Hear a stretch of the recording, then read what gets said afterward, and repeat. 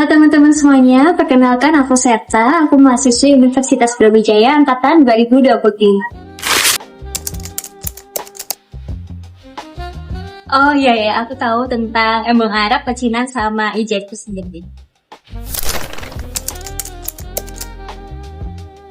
Jujur aku baru tahu kalau di Malang tuh ada tempat-tempat yang punya sejarahnya sendiri-sendiri. Karena selama ini aku taunya kalau Kampung Arab atau Embong Arab itu tempat kita beli makanan enak, pecinan tempat beli oleh-oleh, atau ijen tempatnya nongkrong. Tapi setelah tahu ternyata mereka tuh punya sejarahnya sendiri-sendiri, dan ternyata di Malang ada ya tempat yang dinamai berdasarkan label atau ras lingkungan sekitarnya itu kayak gimana. Tapi yang sekarang aku tahu, sekarang mereka tuh sudah membaur. Tapi kalau disebutin nama tempatnya, jadinya ada vibes-nya tersendiri.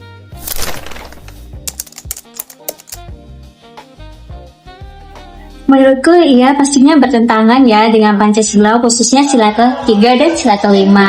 Karena ketika ada pelabelan suatu wilayah dengan ciri atau khas tertentu, sudah nggak sesuai dong dengan sebagai kita Bhinneka Tunggal Ika. Namun ketika kondisinya sebaliknya, pelabelan ini cuma dibuat nama aja, tapi aksesnya eksklusifnya bisa diakses oleh semua pihak, ya aku rasa tidak bertentangan sih apa-namanya.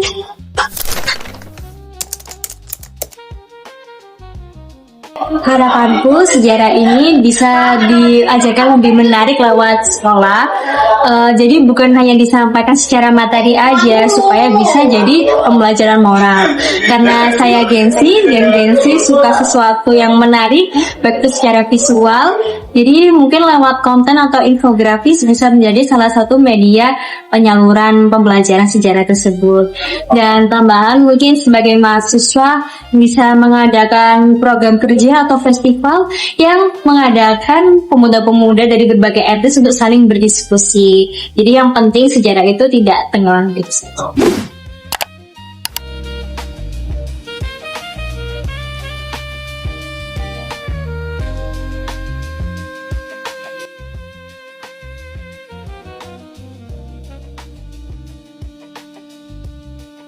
Jujur, Indonesia tuh emang paling juara soal diversitas.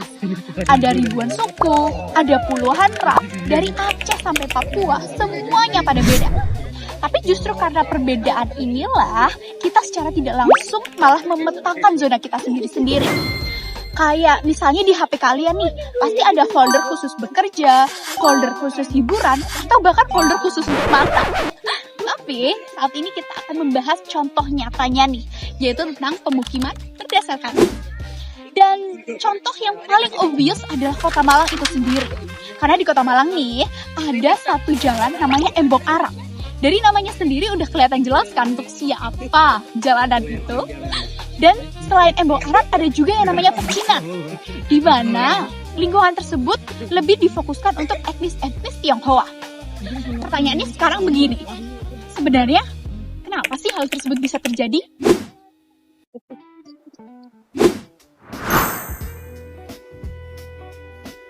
Kalian tahu nggak sih, akar permasalahan rasisme, pembagian wilayah di Indonesia itu sebenarnya adalah warisan dari pemerintahan Belanda. Pada abad ke-19, VOC merilis tuh Undang-Undang Administrasi Kolonial, di mana kasta sosial dan juga ras itu saling berhubungan. Dari situlah kita bisa melihat larangan interaksi antar ras. Dari situ juga kita bisa melihat sampai sekarang pun di kota-kota besar kita bisa melihat suatu wilayah yang eksklusif terhadap suatu ras. Misal di Malang ada Embong Arab yang bisa kita lihat isinya orang Arab, Pecinan, Kauman, dan gitu teman-teman. Pemisahan tembok rasial dampaknya nggak memel teman-teman. Eksklusivitas ruang mampu membuat prasangka antar ras dapat dengan mudah tersulut hanya dengan stigma negatif. Salah satu kisah paling memilukan yang terjadi di Malang yaitu adalah tragedi konflik Mergosono yang terjadi pasca kemerdekaan di antara tahun 1945 hingga 1949. Di masa revolusi yang penuh dengan kekacauan itu, batas antara kawan dan lawan jadi kabur banget. Terdapat kecurigaan masif di tengah masyarakat pada saat itu, di mana kaum Tionghoa dituduh sebagai mata-mata ataupun kaki tangan Belanda. Dari kejadian itu, kita dapat melihat bahwa segregasi ruang dan prasangka antar ras mampu meletus menjadi konflik kemanusiaan yang berdarah.